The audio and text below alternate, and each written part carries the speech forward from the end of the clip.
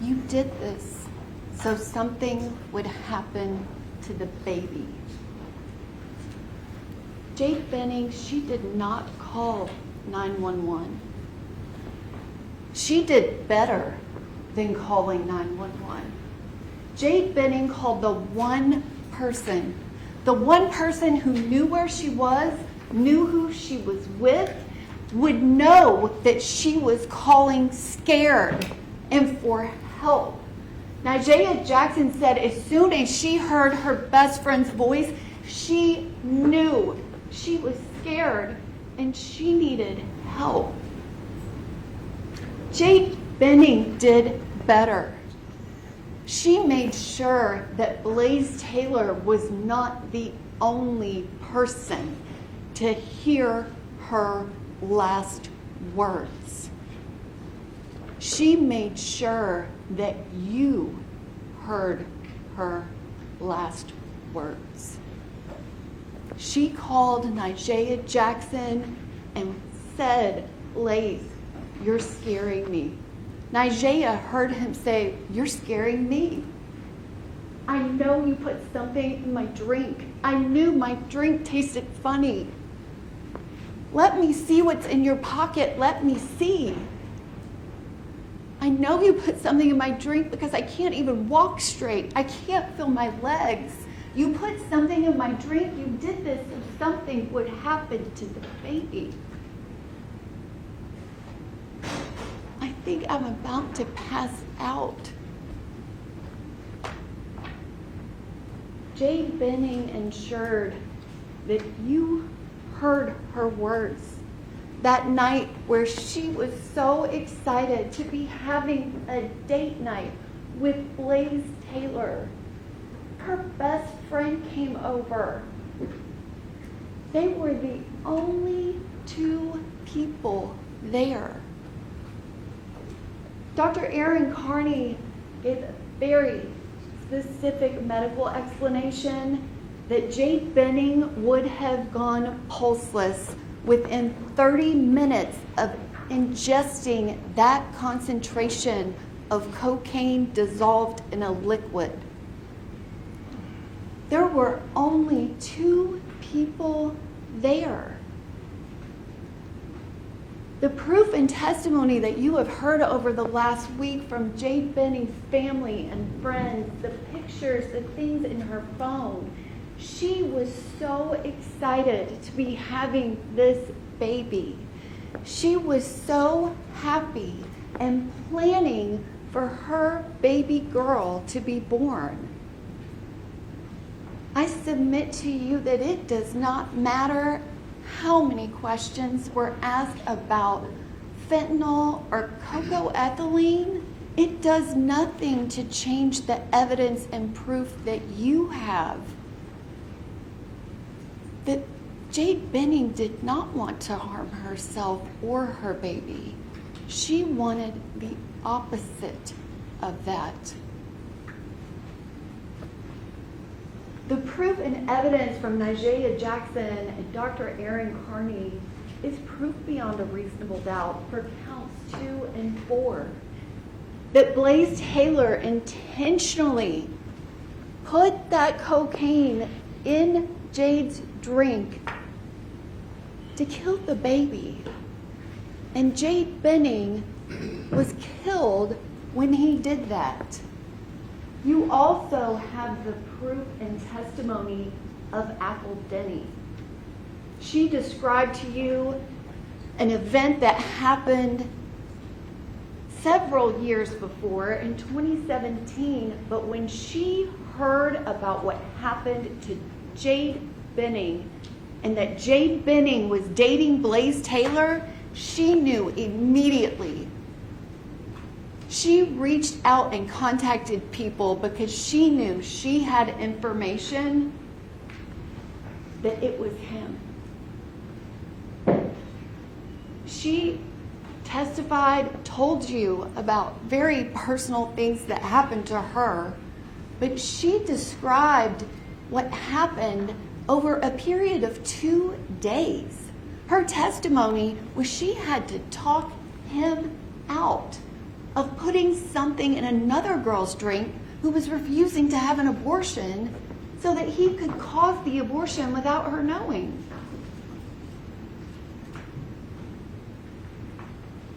Blaise Taylor chose cocaine. He chose what to put in that drink. He chose a substance that you have heard from multiple witnesses is known to cause spontaneous abortions. Dr. Carney described that it is known to cause a placental abruption. And she also testified that that did not happen to Jade Benning. It did not happen because he killed her. I submit to you that there is proof and evidence that you have heard over the last week that proves beyond a reasonable doubt all 4 counts of the indictment, including the first-degree premeditated murder of Jade Benning. Blaise Taylor chose this. You saw when he got back in touch with Jade Benning, they had a conversation that explained what happened back in November of 2022. This is kind of a somewhat joking conversation, but Jade Benning said, "You gave me a crazy ultimatum." Apple Denny testified to that same ultimatum. You have Jade Benning's decision to the ultimatum he gave her.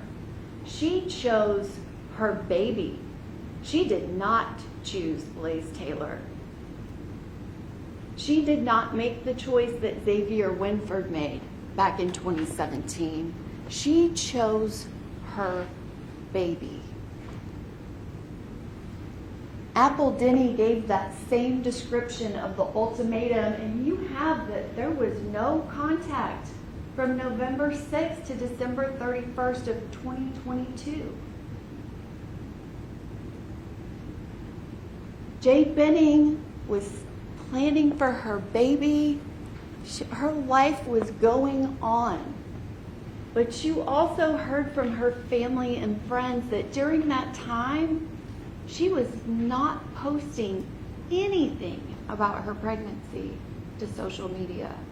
She had not posted anything to social media about her pregnancy on the day she was murdered. It was not publicized. When Blaise Taylor comes back into Jade Benning's life, this is the evidence that you heard was not he came back welcoming this opportunity with open arms. He tells her very specifically in these messages that your life is changing. This is going to be a thing for you. At no point does he say we, me, ours. This is going to change Jade's life. And he is not portraying it as a positive, telling her she shouldn't be so optimistic. And Jade Benning, just as her friends described her, always optimistic, still said, okay, but I'm going to be able to make this work. Blaise Taylor did not go to any of her pregnancy appointments with her OBGYN.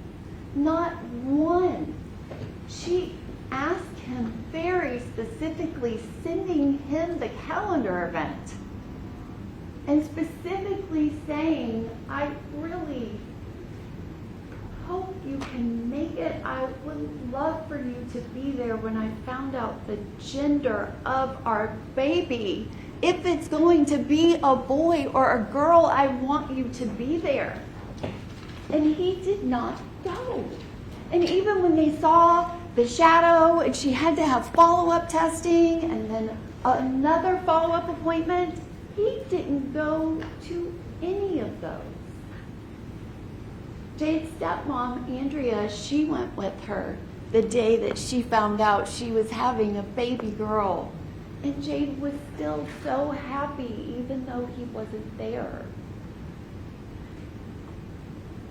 You also have proof about why Jade wasn't posting, about why everybody didn't know that it was his baby. He was the father. You have a message where Jade is saying, I talked to my mom and let it be known not to bring up you or my situation to anyone. She is defending him and his request that no one know that he's the father of the baby. He responds, but it's all good as long as we are on the same page moving forward. Everything is cool, but I appreciate it. The day before Jade Benning is murdered, the day before, the night before she is murdered, Jade Benning wanted to see Blaise Taylor that night, and he didn't. He is texting Xavier Winford, who he's had some kind of relationship with since 2017. He's texting her and saying, you should never doubt anything when it comes to us. And she says, I'm doing my best. And he says, I know, I'm trying to reassure you. She thanks him. He says, I'll do anything to help you. That's what I'm here for. She says, I trust that's true. And he says, good. Do you trust in us? She responds, yes. Good. Then you have nothing to worry about. Everything is going to work out. She says he's glad. He says, me too. I love you. And I need you to love me back. And be in love with me. She responds that she loves him, and he says, good, I just want us to be happy together. We are going to be just fine. We just need to stick together. And she promises him that they are going to stick together. The next night, he goes over to Jade Benning's house for date night. The date night that she's planned. She has canvases so that they can paint pictures for the baby's room.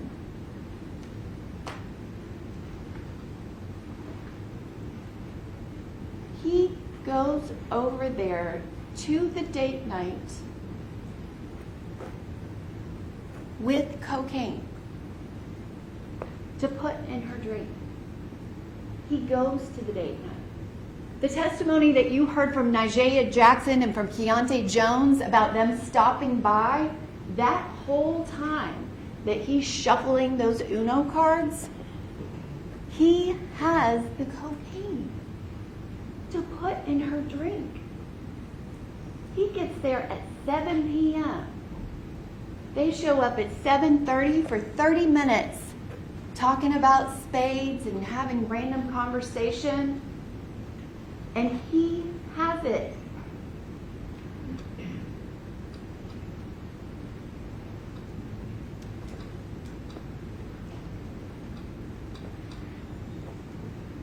He does not call 911 until 9:29:27. I'm sorry. The call that Jade makes is at 9:29:27. EMTs don't get to her until 9:50.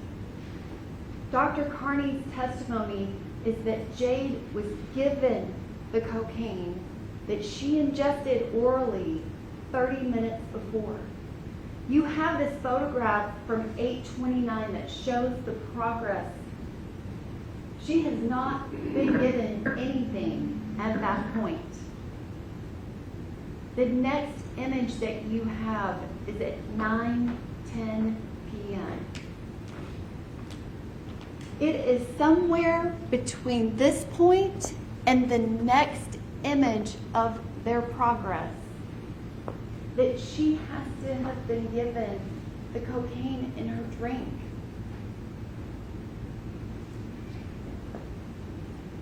(9:24 p.m. is the next time that there is an event. It is after that 30-minute mark. She has finished the painting. You heard Dr. Carney's testimony about how the symptoms would start off not severe, but it would escalate really quickly. And 9:24 to 9:28, you have 4 minutes. 4 minutes after he has put this in her drink. He is there and knows what he has done. And for 4 minutes, takes picture after picture with Jade Benning. Blaise Taylor went there with a plan. There was a plan. He has already poisoned her, and he is taking pictures with her. Blaise Taylor did not plan for Jade Benning calling Nyjah Jackson. That hadn't happened yet. The last event that happens is that deleted picture, and within 45 seconds, Jade is calling her best friend. What did you do? She is calling her best friend scared, and she is not talking to Nyjah. She is talking to Blaise Taylor. 6 minutes and 9 seconds. He is there. Jade is telling him, I can't feel my legs. I can't walk straight. He is there, and he is not saying anything to her. Like, Jade, what is wrong? What's going on? Let me help you. Come on, sit down. What is happening? You seemed fine just a second ago. What can I get you? Do you want me to call someone? You didn't hear testimony of any of that from Nyjah Jackson. You also heard Blaise Taylor tell Detective Smith that third interview. He was describing what happened that night, and he said that Jade was trying to lay down. He didn't tell him, so then I helped her. He says that Jade was talking to him. Talking to him. And then he says she wasn't saying stuff right. Maybe she was kind of talking to Nyjah. Now, at this point, when he tells this to Detective Smith, Nyjah Jackson has already told everybody exactly what she heard her best friend said. She's told the people at the hospital, the first officer, the second officer, the detective, family and friends. She's told Blaise Taylor to his face, like, you didn't tell them what she said. He stood there for 6 minutes and 9 seconds knowing that he put cocaine in her drink and she drank it. Well, she said these things to him of, I know you did this. Stood there for 6 minutes and 9 seconds and did nothing to help her. At some point, Blaise Taylor figured out that Jade called Nigea. He tells Detective Smith that he was there when she called her and that he spoke to Nigea on the phone. And Jade told Nigea she wanted her to come over. Nigea Jackson's testimony was unimpeached about what she heard her best friend said and about what happened that night. Blaise Taylor did call 911. He did. But he already knew that Nigea had been on that phone call. Because this is before Nigea has gotten back to the apartment. She hasn't told anyone she heard what he said. She hasn't called him. She doesn't call him until 9:47:11 when she calls back to Jade's phone. That's when she talks to him. But 5 minutes before that, after he's called 911, no. Yes, you live with the fellow. I think one of her friends is on the way. Okay.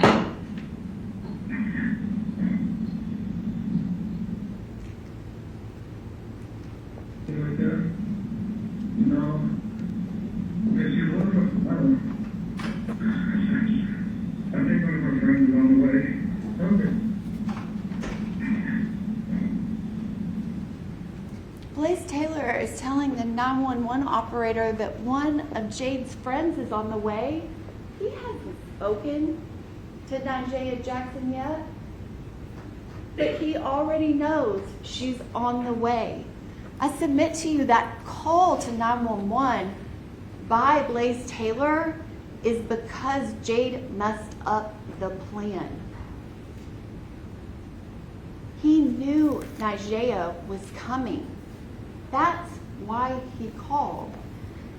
And even then, after 6 minutes and 9 seconds of Jade Benning's last words on earth, he doesn't even call her immediately. He doesn't call 911 immediately to get her help. He waits 2 minutes and 37 seconds, and then he calls his dad, which that's a 30-second phone call. There was no testimony as to whether or not that call even got answered. It's 3 minutes and 28 seconds after that call with Nigea ends before he calls 911.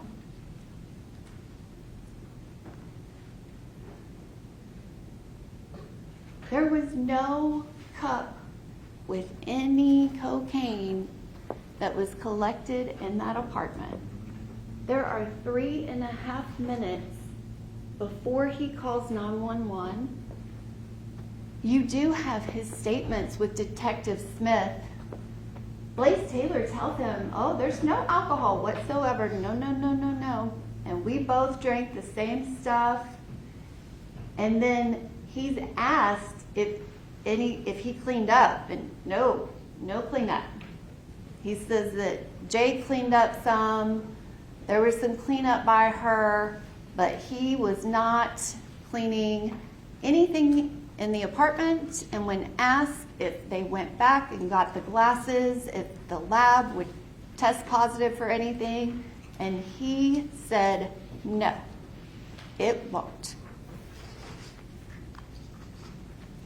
Now, there's at least 2.5 minutes before the 911 call, and that's just the call to his father. There's this time of what's happening.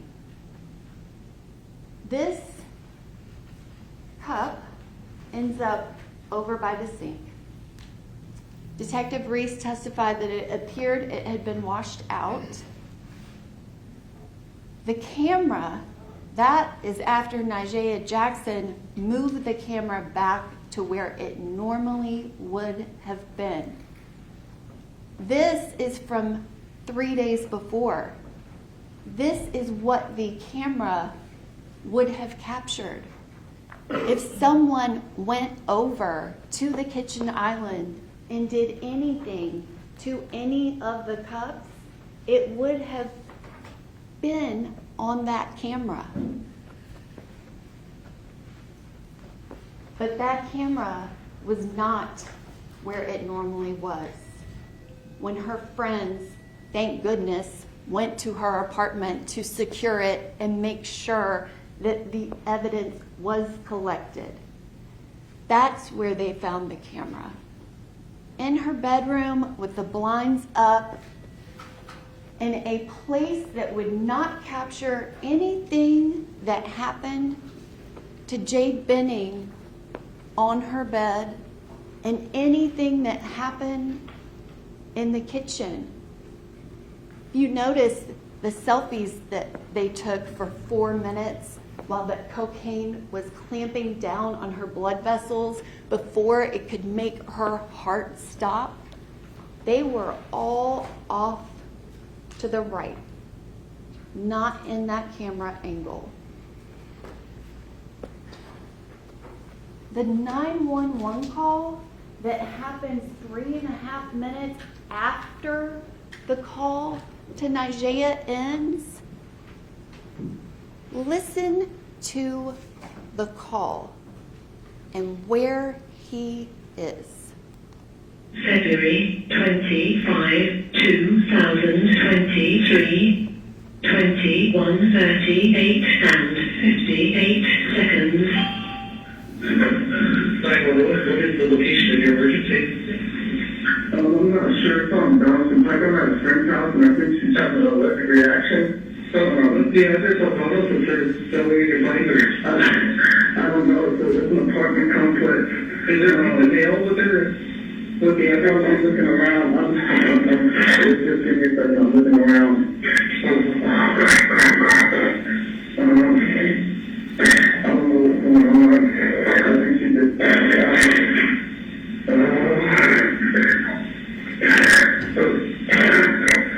give me 1 second. Okay, are you on Donald tonight or are you on Lebanon here? Lebanon? Yeah, Lebanon. It's apartment 107. What is it? Is it 1540 Lebanon Place? I don't know. It's not Burger King. I do know that. I'm going to find the building to get at the condo / apartment. Yeah, so it's fine. Okay, is there alcohol in the corner there, sir? Is there what? Is there alcohol in the corner? I'm not sure. I just passed it. I'm going to, the Ontario, 1522-1550 Lebanon Pike, the Ontario. 1522? Yes. It's the Ontario, 1522-1550 Lebanon Pike. So the Ontario 1522, she's in apartment 107, and she's having an overdose, is that correct?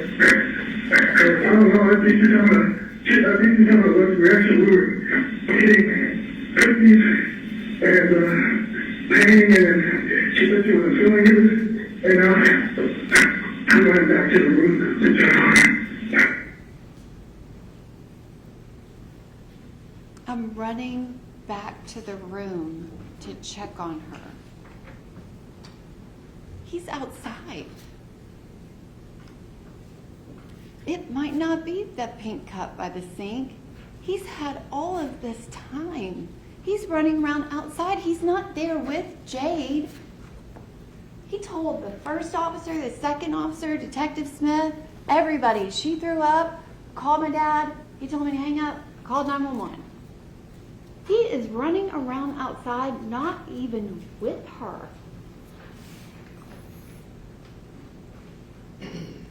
No, and what's the case you disconnected while you're up there? What's the callback number in case you disconnected? This number right here. Is it 8-7-3-5-7-3-8? Yes. Okay, now what is it? 23, 24. Okay, And you think she was having allergic reaction to food?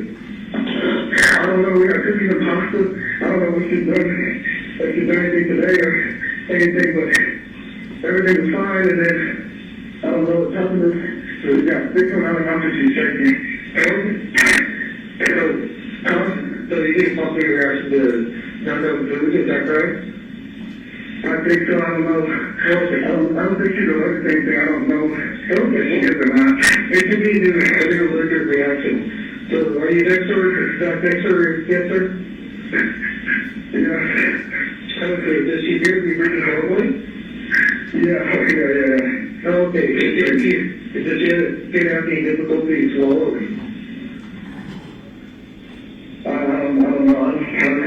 I'm not a doctor. No. Okay. Is she more? It sounds like she's snoring.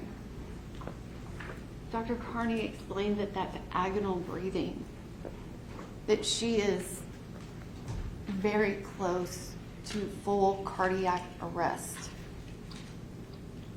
Mr. Taylor describes her as being breathing and conscious the entire 911 call. I submit to you it's unclear if he is giving any information as it happens or if he's just describing what's already happened. He calls 911 knowing that Nigea Jackson is on her way and she is going to find Jade Benning pulseless. He calls knowing what he gave her. When they found her, she is face down on her bed, her mouth on the comforter with pink vomit that tests positive for cocaine. I submit to you, it doesn't matter what was in the drink. It doesn't matter if there was something else mixed in with it. That doesn't matter. The proof and evidence in this case is that Blaise Taylor put whatever it was in Jade Benning's drink. He did it and then stayed for 30 minutes. He did it thinking he would be the only one that would hear her words. He did it thinking you would never hear her words. Jade Benning said, "You put something in my drink. You did this so something would happen to the baby." Blaise Taylor is guilty of the first-degree murder of Jade Benning. He is guilty for the first-degree murder of her unborn baby girl. The proof and evidence in this case proves that beyond a reasonable doubt. He is guilty of both counts of felony murder because he chose to give her cocaine, he chose to put it in her drink, and he chose to kill both her and her unborn baby girl.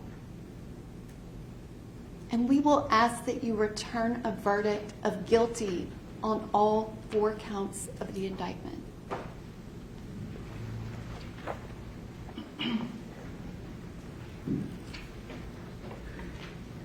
Closing argument on behalf of Mr. Taylor. Yes.